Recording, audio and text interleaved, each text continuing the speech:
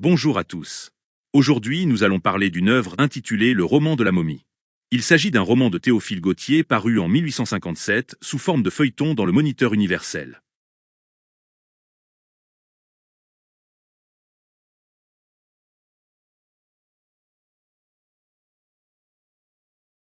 Dans la vallée de Biban el-Molouk, non loin du Nil, un égyptologue allemand nommé le docteur Rumphius pense qu'il se trouve une tombe inviolée.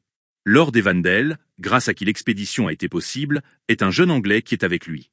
Ils sont accompagnés d'un grec marchand et fabricant d'antiquités nommé Argyropoulos. Ce dernier a le dessein de profiter des riches voyageurs. Cependant, il compte leur dire la vérité et non des mensonges. Il a repéré, il y a 2 ans de cela, l'entrée d'une syringe. Il révèle au docteur Rumphius et à Lord Evandel qu'il connaît l'emplacement d'une tombe qui n'a pas encore été ouverte et qui contient peut-être un trésor. Il leur avoue qu'il espère tirer un bon prix de l'information qui s'élève à 1000 guinées.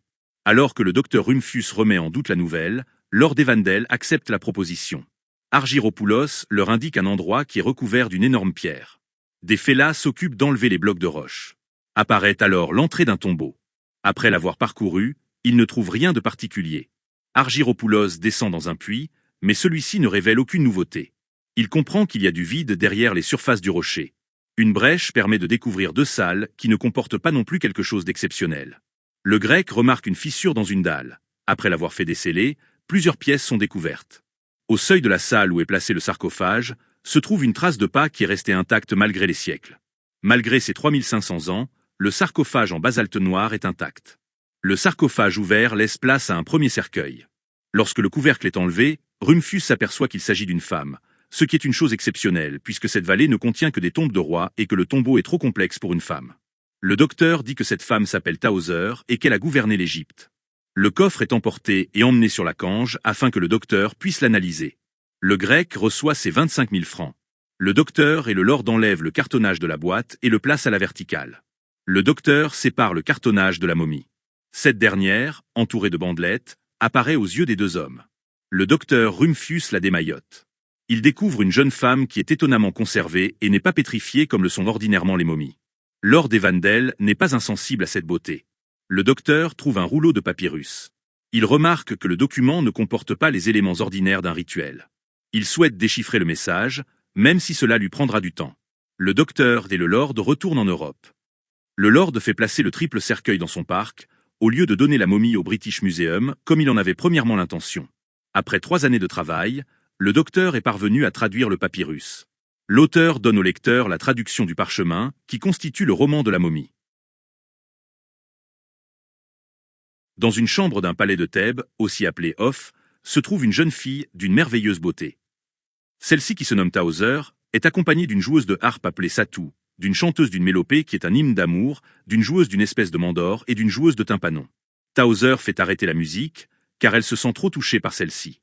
Satou joue cette fois-ci un air joyeux. Des femmes se mettent à danser.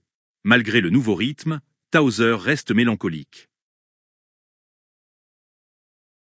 Nofré, qui est la suivante favorite de Tahoser, fait partir les musiciennes, les danseuses et les suivantes. Elle demande à Tahoser pourquoi elle est triste, alors qu'elle semble avoir tout pour elle. Tahoser dit qu'elle a un désir non satisfait. Nofré pense alors que sa maîtresse est triste, car Lohéris Amosis est absent depuis 4 mois puisqu'il a suivi le roi Pharaon dans son expédition d'Éthiopie. Elle révèle que Pharaon va revenir ce jour même. Tahoser dit que Amosis l'aime, mais qu'elle ne l'aime pas. Nofré pousse Tahoser à assister à la rentrée triomphale du roi. Tahoser et sa suite sortent du palais, se retrouvent mêlés à une foule hétéroclite et rejoignent le Nil. Les matelots font régulièrement traverser le fleuve à la population et aux bêtes. Tahoser entre dans sa cange. L'embarcation atteint rapidement la rive opposée. Nofré conduit le char tiré par des bœufs, tandis que Tahoser se trouve à côté d'elle. Le spectacle des habitations et des constructions n'est pas moindre que celui de l'autre rive. En chemin, Tahoser cherche du regard une certaine habitation. Passant devant un pavillon, la vue d'un beau jeune homme fait pâlir Tahoser. La foule s'est amassée pour assister au retour du pharaon. Le char arrive à l'enceinte dédiée aux pompes militaires et les 2 femmes sont placées de manière à voir défiler le cortège. Un premier peloton de 800 musiciens apparaît. Suivent les captifs barbares, des femmes et leurs enfants, des femmes plus jeunes et plus belles. Puis apparaissent les porte-étendards accompagnés d'un héros qui déclame les victoires du pharaon. Ensuite, Pharaon fait son entrée sur un trône porté par 12 oëris ou chefs militaires. Viennent ensuite les chars de guerre des chefs vaincus, les chars de guerre des jeunes princes de la famille royale, puis les chars de la cavalerie des Égyptiens. Sur un de ces chars se trouve Ahmosis qui cherche du regard Tahoser. Suivent les bataillons d'infanterie, le butin, puis les animaux capturés. En passant près de Tahoser, le pharaon a remarqué la jeune femme et a eu une étincelle de désir pour elle. Un des serviteurs remarque un geste imperceptible de Pharaon et devine que Tahoser en est la cause. Pharaon arrive à son palais, où il est accueilli avec ferveur par ses gens. Il traverse sa luxueuse habitation à la riche décoration. Viennent à lui des jeunes princes, des femmes esclaves, des servantes, les femmes du gynécée tous beaux et habillés plus ou moins légèrement. Le repas commence et se fait encore une fois dans le luxe. Une fois les plats emportés, apparaissent des musiciennes, puis des danseuses. Le pharaon est soucieux et rêveur. Il ne s'intéresse ni aux danseuses, ni aux nains qui le font habituellement rire. Il n'est pas ému non plus par la musique et les divers artistes le laissent insensible. Il se retire dans ses appartements. Timopht, qui est le serviteur qui avait remarqué le geste du pharaon, lui dit qu'il a suivi la femme sur laquelle le pharaon a posé son regard et qu'il s'agit de Tahoser, la fille du prêtre Pétamounoph. Le pharaon envoie le serviteur apporter des cadeaux à cette femme. Les autres femmes se désolent de n'avoir pas réussi à attirer l'attention du pharaon et pensent qu'une captive lui a pris son cœur. Poëri est le jeune homme qui a fait de l'effet à Tahoser lorsqu'elle s'est rendue à l'entrée triomphale du pharaon. Il habite une villa qui est dotée d'une vaste exploitation située à la rive gauche du Nil. Depuis que Tahoser a remarqué la présence de Poëri à la galerie du pavillon, elle a fait passer son char plusieurs fois devant la villa. Quoiqu'elle prenne soin des vêtements et des bijoux qu'elle porte, Poëri ne fait pas attention à elle.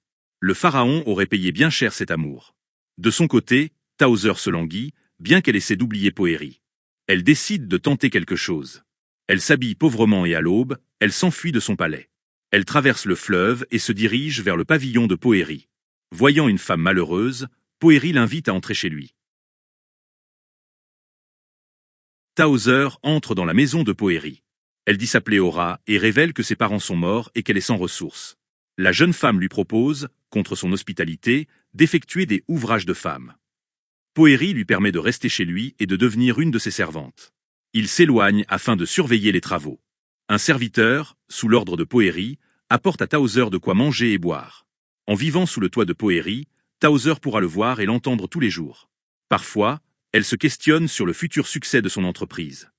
Cependant, quelquefois, elle est persuadée que grâce à son adresse, elle parviendra à faire en sorte que Poëri tombe amoureux d'elle. Tahoser s'embellit en se lavant et en se mettant des fleurs dans ses cheveux. Une fois de retour dans sa chambre, Poëri demande à Tahoser de lui jouer de la mandore. Quand il remarque que Tahoser n'est pas la même que ce matin, elle lui dit qu'elle s'est seulement un peu arrangée. Tahoser continue de jouer jusqu'à ce que Poëri s'endorme. Tahoser en profite pour le contempler et lui donner un baiser. Dans son sommeil, Poëri appelle Raël en hébreu, langue que ne connaît pas Tahoser.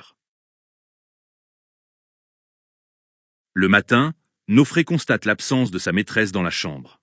Elle ne la retrouve ni dans le palais, ni dans le jardin, ni au kiosque, ni à la pièce d'eau. Personne ne la retrouve dans la maison. Les verrous de la porte d'eau sont tirés, ce qui signifie que Tahoser a dû passer par là. Un batelier dit qu'il a vu une femme pauvrement vêtue se rendre de l'autre côté du fleuve, mais on pense qu'il ne s'agit pas de Tahoser. La disparition fait la désolation des hommes et des femmes qui étaient sous ses ordres. L'esclave Souem dit que Tahoser est amoureuse. Suivant cette idée, Nofré pense trouver Tahoser chez Ahmosis.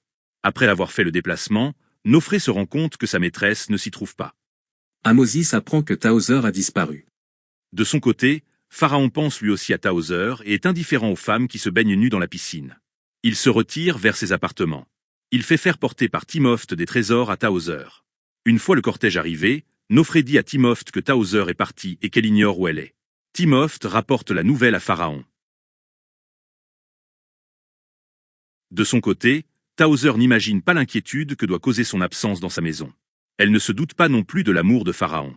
Elle est heureuse de se trouver dans la maison de Poëri et à ses côtés. Poëri ne semble pas remarquer les effets que sa présence fait sur Tahoser. Lorsque Poëri sort afin d'inspecter les travailleurs qui s'occupent de la moisson, Tahoser le suit. Poëri lui permet de rester sous un arbre tout en travaillant. Tahoser regarde les travaux de l'agriculture.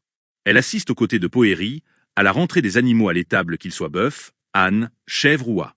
Elle rejoint ensuite ses compagnes afin de prendre son repas. Il est question du maître qui s'en va chaque soir on ne sait où. Il est dit que pas une des servantes ne pourrait le retenir ici. Puisque Poëri est hébreu, une servante pense qu'il sort pour assister à des sacrifices d'enfants. Tahoser attend que Poëri sorte, puis elle se met à le suivre. Towser pense que si Poëri sort chaque soir, c'est pour retrouver une femme. Elle veut savoir qui est sa rivale. Poëri monte dans une barque pour traverser le fleuve. Towser le suit à la nage, en essayant de ne pas se faire remarquer. À partir de l'autre rive, elle continue de le suivre à pied. Poëri entre dans une hutte de terre. En regardant à l'intérieur, Towser voit une belle femme nommée Raël et Poëri. Ils s'expriment dans une langue qu'elle ne connaît pas, mais elle devine le sens de leur conversation. Les démonstrations d'amour blessent Towser. Celle-ci s'évanouit. À cause de la disparition de Towser, Pharaon déménage de son pavillon d'été à son palais du Nord. Il est irrité par la présence des autres femmes qui autrefois lui plaisaient. Il passe son temps à errer dans son palais. Son humeur sombre effraie les gardes. Il fait appel à Timopht. En l'interrogeant, Timopht lui dit que les verrous de la porte du jardin étaient tirés, ce qui signifie que Towser a dû s'enfuir par là, et que les bateliers n'ont vu passer qu'une femme pauvrement vêtue. Pharaon devine que Towser a porté un déguisement afin de s'enfuir et qu'elle a peut-être un amour. Il envoie Timopht faire pousser les recherches partout afin de retrouver Towser. La nuit tombe et les messagers ne sont toujours pas de retour. Timopht et les émissaires sont en train de tout fouiller route et maison, mais ils ne trouvent pas Towser. Les messagers qui viennent avertir Pharaon que Towser est introuvable sont tués les uns après les autres. Lorsque Timopht arrive à la demeure de Poëri, celui-ci lui dit qu'une jeune fille s'est effectivement présentée chez lui, mais qu'elle a disparu depuis la veille au soir. Timopht annonce la nouvelle à Pharaon. Selon Pharaon, Towser ne peut pas être amoureuse de Poëri, sinon elle ne se serait pas enfuie. Après le départ de Poëri, Raël trouve Towser évanouie. Elle et sa vieille servante Tamar lui portent secours. Towser reprend connaissance. Elle examine Raël et reconnaît qu'elle l'égale par sa beauté. Raël l'enjoint à dormir. Towser a un sommeil agité. Alors que Raël l'aide de bon cœur, ce n'est pas le cas de sa servante pour qui l'arrivée de Towser n'augure rien de bon. Tamar trouve étrange que sous ses airs de misère, Towser ait un corps qui ne porte pas de traces de travail. Le lendemain, Towser a des périodes de délire et de somnolence. Le soir, Poëri revient chez Raël. Il reconnaît la fausse aura. Il raconte à Raël et à Tamar tout ce qu'il sait de Towser. Tous trois comprennent que si Towser est arrivé ici, c'est car elle a suivi Poëri. Raël sait que si Towser est entrée dans la maison de Poëri, et si elle a suivi Poëri, c'est parce qu'elle l'aime. Raël fait appel à Moshe afin de soigner Towser. Le vieil homme demande à son Dieu de guérir la jeune fille. Après le départ du vieil homme, le mal quitte Towser. La jeune femme pleure dans le sein de Raël. Cette dernière lui permet d'aimer Poëri à ses côtés tout comme l'a déjà fait Yacoub qui a vécu avec 2 femmes.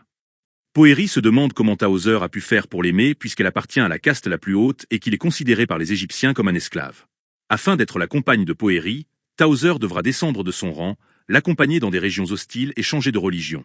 Même si cela sera difficile pour Towser de renoncer à ses dieux, elle accepte de comprendre le dieu de Poëri. Ce dernier accepte de faire de Towser sa femme. Il lui recommande de rester caché ici, car Pharaon est à sa recherche. Après le départ de Poëri et après que les 2 femmes se soient endormies, Tamar sort de la demeure et se rend au palais.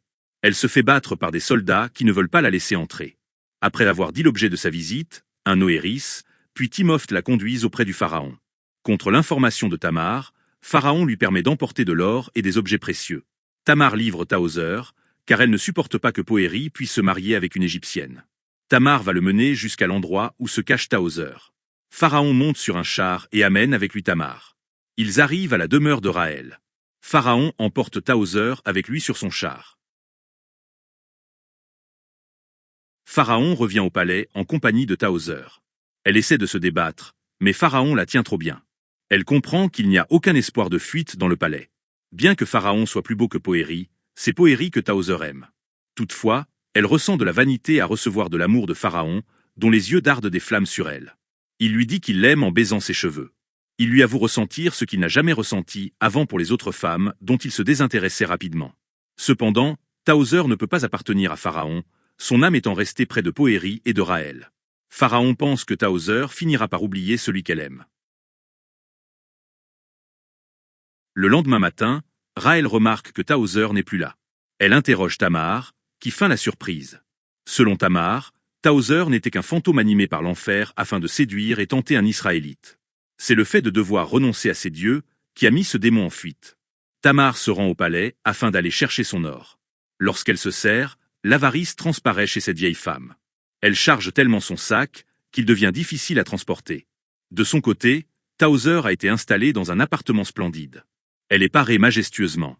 Lorsque Pharaon vient la voir, il veut qu'elle soit son égale. Il souhaite attendre que Tauser ait de l'amour pour lui. Quand cela sera le cas, elle devra lui donner la fleur de lotus qui est dans ses cheveux. Timopht prévient Pharaon qu'il a la visite de Moshe. Pharaon reçoit Moshe qui est accompagné d'Aaron. Moshe lui demande de laisser partir le peuple hébreu, afin qu'ils puissent se rendre dans le désert pour sacrifier leur Dieu à l'Éternel. Pharaon ne compte pas procéder ainsi, car selon lui il n'y a pas d'autre Dieu qu'Amon-Ra, et car il veut garder les Hébreux comme esclaves. Plus tard, Moshe et Aaron reviennent auprès de Pharaon et lui font la même demande. Quand Pharaon veut une preuve que ce soit bien l'Éternel qui les envoie, le bâton d'Aaron se change en serpent. Ceci n'impressionne pas Pharaon. Le roi fait venir ses sages, ses magiciens et ses hiéroglyphites qui parviennent eux aussi à changer leur bâton en serpent. Après que Pharaon ait demandé à Moshe un autre prodige, le serpent d'Aaron engloutit tous les autres serpents. Tauser demande à Pharaon de laisser les Hébreux partir, car pour elle le précédent miracle est un mauvais présage. Cependant, Pharaon n'a foi qu'en Amon-Ra et pense que le dieu hébreu n'existe pas. Pharaon remarque que malgré tous ses pouvoirs, il est incapable de se faire aimer de Tauser. Elle se dit effrayée par le statut de Pharaon, mais elle dit que peut-être elle peut l'aimer, car c'est un homme bon. Quelques jours plus tard, Pharaon rencontre de nouveau Moshe et Aaron. Pharaon demande une nouvelle fois une preuve de l'existence de leur Dieu. Moshe demande à Aaron d'étendre son bâton sur de l'eau afin que celle-ci se change en sang. Après que Aaron ait frappé l'eau du fleuve avec son bâton, toutes les eaux se changent effectivement en sang. Pharaon n'est pas surpris. Il demande aux hiéroglyphites de refaire le même tour. Parmi eux, Enana parvient à faire la même chose. 7 jours plus tard, Moshe fait de nouveau un miracle. Avec son bâton, Aaron parvient à faire sortir des millions de grenouilles des eaux. Enana parvient à les faire disparaître et réapparaître, mais ne parvient plus à les faire disparaître une seconde fois. Pharaon refuse toujours de valider la demande de Moshe. S'ensuit une série de fléaux et de plaies en Égypte, comme de la poussière changée en insectes et l'arrivée de la peste rouge. Enana lui-même reconnaît que cet Éternel est plus puissant que les dieux égyptiens. Cependant Pharaon refuse toujours de laisser partir les Hébreux. Se déroule alors la mort du bétail égyptien puis la pluie de sauterelles. Pharaon ne se rend pas encore. La grêle s'abat sur le pays. Les premiers-nés mâles trouvent la mort, même celui de Pharaon. Le roi laisse enfin le peuple juif libre de leurs sacrifices. Tauser dit maintenant l'aimer. Pharaon laisse les Hébreux libres, mais à contre-cœur, en partie parce que son peuple n'aurait pas permis le contraire. Tauser est heureuse de la décision de Pharaon, car elle craignait une tuerie dans laquelle auraient pu être impliqués Poëri et Raël. Pharaon se rend compte que son prestige est détruit et qu'il n'est plus maintenant qu'un homme. Craignant que Pharaon revienne sur ses paroles, les Hébreux partent rapidement de la ville. Ils veulent en réalité quitter l'Égypte et non faire un sacrifice à l'Éternel. Pharaon entre en fureur et fait poursuivre les Hébreux par des chars de guerre. Les Égyptiens rejoignent les Hébreux près de la mer des Algues. Après que Moshe ait invoqué l'Éternel, la mer se sépare en deux, permettant aux Hébreux de passer entre ces deux pans. Pharaon décide tout de même de les poursuivre. Moshe fait en sorte que la mer se referme sur les Égyptiens qui disparaissent dans la mer. Tauser règne sur l'Égypte et décède au bout de peu de temps. Elle est enterrée dans la tombe qui était destinée au roi. Son histoire a été écrite sur du papyrus. Lord Evandel ne se mariera pas, peut-être, car il est tombé amoureux de Tauser. Le roman débute par un prologue. Dans celui-ci, nous suivons la découverte de la momie par le docteur Rumphius et le Lord Evandel. Le chapitre 1 à 18 retrace une partie de la vie de Tauser qui correspond à ce qui a été écrit sur le papyrus. Le dernier chapitre, c'est-à-dire le chapitre 18, mêle à la fois des éléments sur la vie de Tauser et des informations sur la vie de Lord Evandel et du docteur Rumphius. Tauser est présentée comme une femme d'une très grande beauté. Ses servantes et son entourage le lui disent. Tauser est le point d'attraction de 3 hommes. Le premier à être présenté dans le récit est Amosis. Car il est au goût de Nofré. La servante s'imagine qu'il doit aussi être au goût de sa maîtresse. Tauser sait que Amosis l'aime, mais elle dit ne pas l'aimer en retour. Nous savons qu'Amosis avait l'habitude avant l'expédition de passer sous la terrasse du palais de Tauser en levant la tête et en ralentissant le pas, ce qui peut être vu comme un signe d'amour. Nous savons aussi que lors de la parade de l'entrée de Pharaon, Amosis cherche du regard Tauser. Après la disparition de Tauser, Nofré se rend chez Amosis, pensant que sa maîtresse s'y trouve peut-être. Le comportement de Amosis lors de cette visite confirme l'intérêt qu'il porte à Tauser. Le second homme qui est attiré par Tauser est Pharaon. Celui-ci voit pour la première fois Tauser lors de sa rentrée triomphale à Thèbes. Pratiquement rien ne permet de déceler l'attirance que Pharaon a pour la jeune fille, hormis son regard et une main qui se lève. Seul Timopht voit le geste et sait ce qu'il faut en conclure. Après sa rencontre avec Tauser, Pharaon se met à changer. Il ne s'intéresse plus aux nombreuses très belles femmes qui sont dans son palais, les pitreries des nains ne le font plus rire. Ce comportement est à rapprocher de celui de Towser lorsque la mélopée la rendait triste et que des rythmes plus joyeux ne la tiraient pas de sa torpeur. Pharaon aura par la suite deux déconvenues.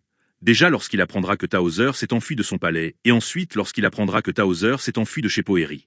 Il finira par enlever Towser dans la hutte de Raël. L'absence de consentement de Towser est criant. Cependant, elle ne peut pas se sauver lorsqu'elle est enlevée dans le char, puisque les bras de Pharaon la retiennent. Elle se rend compte qu'elle ne peut pas non plus se sauver du palais du roi.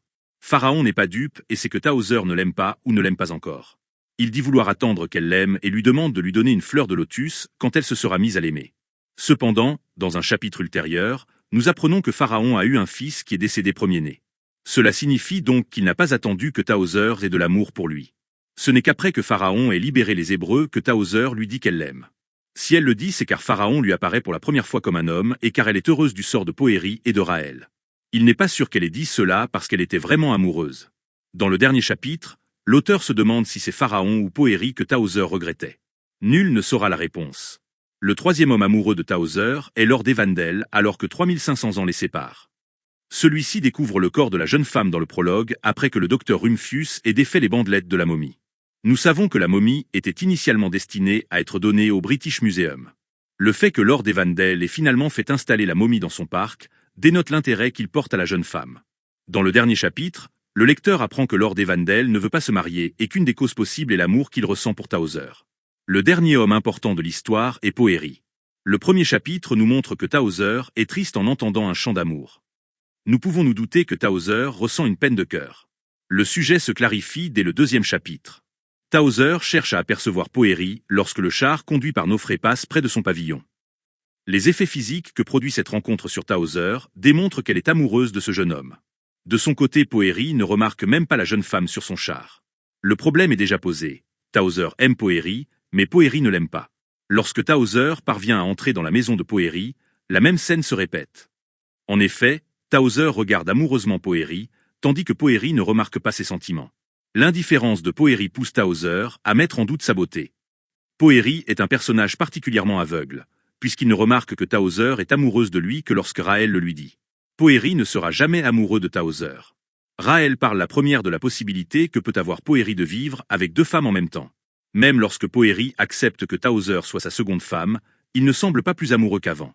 Après la disparition de Towser, nous ne savons plus quelles sont les idées de Poëri au sujet de Towser. Nous ne le revoyons que brièvement lorsque pour échapper aux Égyptiens, lui et son peuple traversent la mer coupée en deux. Il n'y a aucune raison objective qui permet d'expliquer pourquoi Towser préférait Poëri à Pharaon, Pharaon étant plus beau et plus puissant que son concurrent. Le texte explique que les sages sont capables de comprendre bien des choses complexes, mais qu'ils ont renoncé à expliquer le cœur des femmes. Qu'était auprès de ce demi-dieu le chétif Poëri, et pourtant Towser l'aimait. Les sages ont, depuis longtemps, renoncé à expliquer le cœur des femmes. Ils possèdent l'astronomie, l'astrologie, l'arithmétique, ils connaissent le thème natal de l'univers et peuvent dire le domicile des planètes au moment même de la création du monde. Ils sont sûrs qu'alors la Lune était dans le signe du Cancer, le Soleil dans le Lion, Mercure dans la Vierge, Vénus dans la Balance, Mars dans le Scorpion, Jupiter dans le Sagittaire, Saturne dans le Capricorne. Ils tracent sur le papyrus ou le granit le cours de l'océan céleste qui va d'Orient en Occident, ils ont compté les étoiles semées sur la robe bleue de la déesse Nef, et font voyager le Soleil à l'hémisphère supérieur et à l'hémisphère inférieur, avec les 12 baris diurnes et les 12 baris nocturnes, sous la conduite du pilote hiéracocéphale et de Nebwa, la dame de la barque.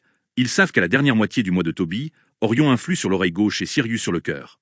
Mais ils ignorent entièrement pourquoi une femme préfère un homme à un autre, un misérable israélite à un pharaon illustre.